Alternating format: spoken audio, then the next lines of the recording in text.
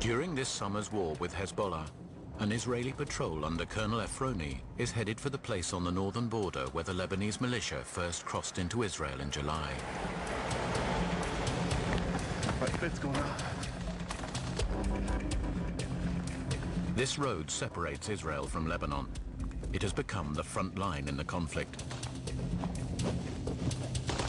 Right, that's where the war started, here. Okay, exactly in this place where the Hezbollah kidnapped the soldiers. Hezbollah's militants allegedly have support from Iran. The colonel is looking for clues that they're directly involved. Piece of one of the mortar that was shot here when the kidnapping took place. That's a 120mm shell made in Iran.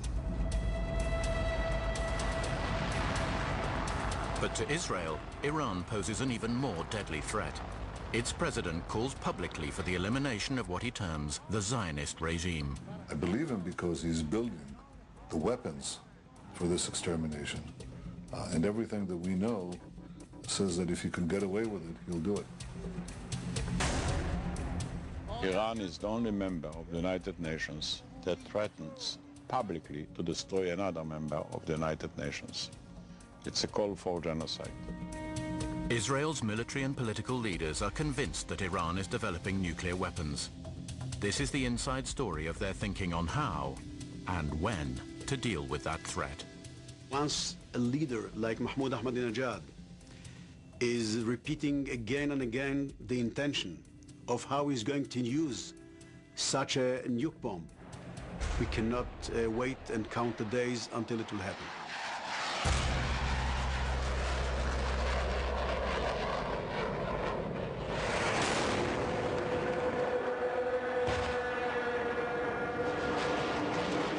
On July the 12th, within hours of a kidnap raid by Hezbollah soldiers, Israel launches airstrikes into southern Lebanon.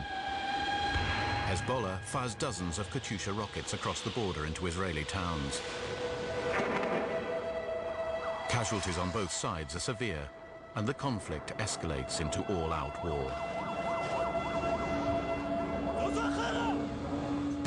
Right now, Israelis feel under attack. Katyusha rockets fired by Hezbollah have been landing here in northern Israel and in other towns. And Israel's message to Hezbollah, to those firing the rockets, will be this: Israel will go after its enemies, no matter what the consequences. The international community criticizes Israel's airstrikes for being disproportionate and causing heavy casualties in civilian areas. I would say that this seems to me an excessive use of force in an area with so many civilians. If it's an excessive use of force, that makes it a war crime.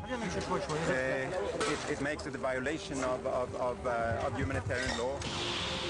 Hezbollah is accused by Amnesty International of breaching humanitarian law by deliberately targeting civilians. Israel claims that behind the scenes, Iran is actively supplying the militants. We consider them as a long arm of the Iranians. They have 14,000 rockets that are threatening Israel, and they are supporting terror. Israel's troops repeatedly find evidence of what they say is Iran's involvement. Inside an abandoned Hezbollah bunker, Iranian pictures are on display alongside the group's own leaders. Throughout the fighting, Colonel Efroni claims Iran's fingerprints have been visible around Hezbollah. What we found during the fighting, a lot of ammunition and anti-tank missiles that come from Iran. New ammunition, not something that you got 20 years ago. Fresh missiles made in 2004, 2002. Someone have to bring them to Hezbollah. It's not something that you can buy in the market. It's not something that you can buy off the counter. There's a cooperation between the two, Iran and Hezbollah, and you can see it everywhere.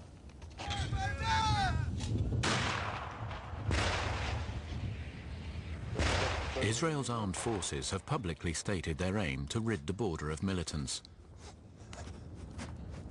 I remember a few weeks ago, 3 weeks ago, we were standing here not far away, and just we saw face to face the Hezbollah. It's not going to be anymore. We're going to win this war, there's no way other. We're fighting for our home, and no one's going to stop us. Despite its overwhelming military superiority, when the guns fall silent, Israel still cannot claim complete victory.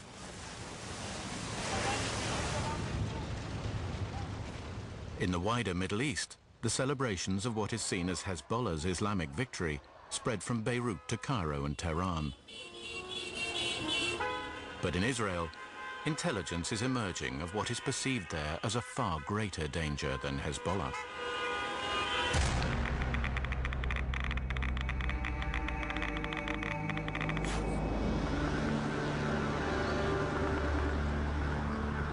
A few miles from Israel's beachfront, Arrow interceptor rockets stand ready to shield the country from incoming missiles. The launch system has recently been upgraded, and it can now deal with the possibility of nuclear warheads, potentially fired from Iran.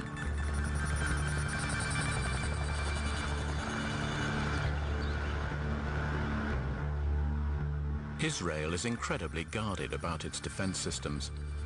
This satellite control room is a high security area, which keeps constant watch over Israel's surveillance satellites. This is a rare view inside. For over a decade, Israel's military has been studying Iran's research sites. They are now convinced that under cover of its peaceful nuclear energy program, Iran is developing atomic weapons. A month after I was elected, I said that the greatest threat we all face, not just Israel, but all of the free world, is a nuclear-armed Iran. This was 10 years ago. That warning fell at that time on all ears. The arming of Iran with atomic bombs, ayatollahs with atomic bombs, is a palpable threat to all of us. Moshe Yaalon is the former chief of staff of Israel's armed forces. He is rarely interviewed, but he believes Israel is facing such a serious threat from Iran that he's willing to speak out. This Iranian regime is determined to have the indigenous know-how in terms of producing nuclear bomb. We should prevent them the know-how. Otherwise, it will be up to them to decide when to produce or to use the bomb.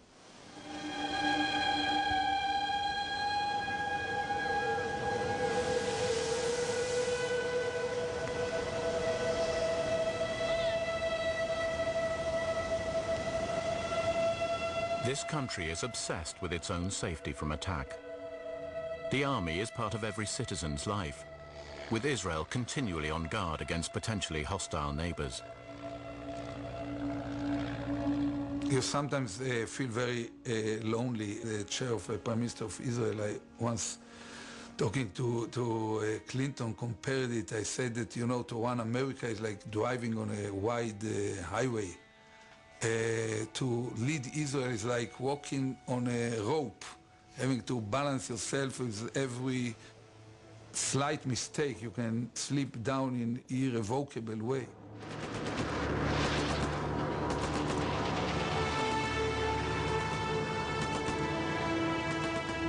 Israel's history consists of wars with the Arab nations all around it. In the 1967 Six-Day War, it fought the armies of Egypt, Jordan, and Syria.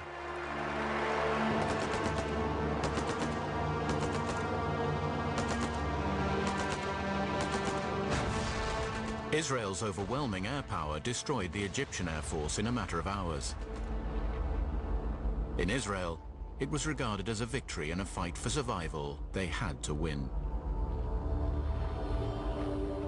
We use the spirit, and we use another thing which maybe doesn't exist in any other air forces in the world, and we call it the no alternative. And when you don't have alternatives, you can achieve such achievements as we did in this war. But even then, Israel was developing an alternative which could make it invulnerable in the Middle East. For the last 40 years, the state has been protected by its own nuclear arsenal, as many as 200 warheads according to the Carnegie Institute. Yet Israel has never resorted to using them.